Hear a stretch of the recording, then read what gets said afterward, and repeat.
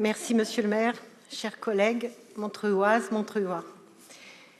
N'oubliez pas qu'il suffira d'une crise politique, économique ou religieuse pour que les droits des femmes soient remis en question. Ces droits ne sont jamais acquis. Vous devrez rester vigilante votre vie durant. Conseils avisés de Simone de Beauvoir. 30 ans après sa mort, le Conseil régional d'Île-de-France supprime le pass contraception. Ce dispositif, lancé par Ségolène Royal en Poitou-Charentes en 2010, se présente sous la forme d'un chéquier dont les coupons détachables doivent être remis aux professionnels de santé qui effectuent des actes médicaux et délivrent les contraceptifs de façon anonyme et gratuite. Destiné aux lycéennes, plutôt que de le supprimer, il aurait fallu réfléchir aux moyens de le faire mieux fonctionner. Ainsi, 2000 passes contraception supprimés en Île-de-France pour une économie de 20 000 € ne nous paraissent pas une mesure efficace pour aider les jeunes. Le 25 avril dernier, la présidente de la région Île-de-France, Valérie Pécresse, a répondu sur France Inter sur son projet de test salivaire dans les lycées pour détecter l'usage des psychotropes. Je la cite. « Il y a un fléau en Île-de-France, c'est le décrochage scolaire. À la racine de ce fléau, mettons des mots, des addictions, la drogue, l'alcool et les jeux vidéo, qui sont une autre forme d'addiction. » Pourtant, le Conseil économique, social et environnemental qualifie les jeux vidéo de pratiques pathologiques qui ne génèrent ni risque de dépendance ultérieure ni nécessité de sevrage.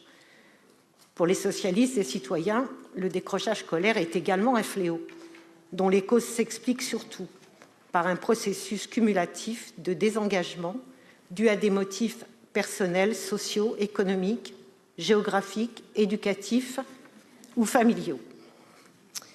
Pour les tests salivaires anti-cannabis que prenait Mme Pécresse lors de la campagne des régionales, le feu vert des proviseurs et des conseils d'administration des établissements est indispensable.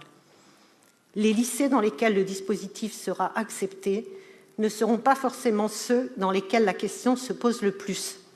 Bien entendu, les tests ne peuvent avoir lieu sans l'accord des parents. Enfin, une lettre doit être envoyée aux parents des mineurs dont les tests seraient positifs. Alors là, on risque de créer le pire dans le domaine familial. Nous sommes pour le moins sceptiques, sinon inquiets, mais surtout opposés à de telles pratiques. Les tests salivaires témoignent de la vision de la droite d'une jeunesse qui est une menace. Et c'est ce que cette politique renvoie aux jeunes, alors que l'on sait que la plupart des jeunes ont besoin de se sentir en confiance pour réussir. Au conseil départemental, le chèque réussite visant à délivrer une aide de 200 € à tous les élèves de notre département entrant en 6e dans un collège public de Seine-Saint-Denis bénéficie à 2000 familles, et cela depuis 2 ans.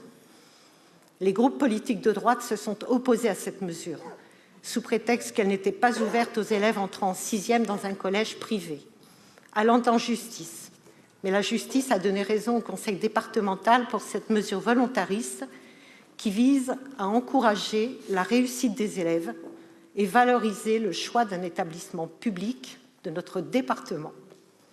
Au conseil régional et sa majorité de droite, le premier budget finance les manuels scolaires pour les élèves du privé. Est-ce une mesure tellement indispensable pour lutter contre le décrochage scolaire, surtout pour les jeunes de Seine-Saint-Denis et de Montreuil en particulier? Nous ne le pensons pas, mais n'irons pas en justice pour autant.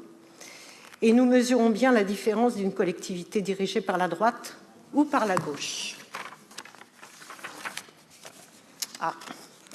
Nous nous félicitons de l'ambition éducative pour Montreuil. La dynamique démographique et la jeunesse de la population montreuilloise supposent une attention particulière pour garantir à tous les enfants des conditions d'apprentissage optimales et des enseignements de qualité.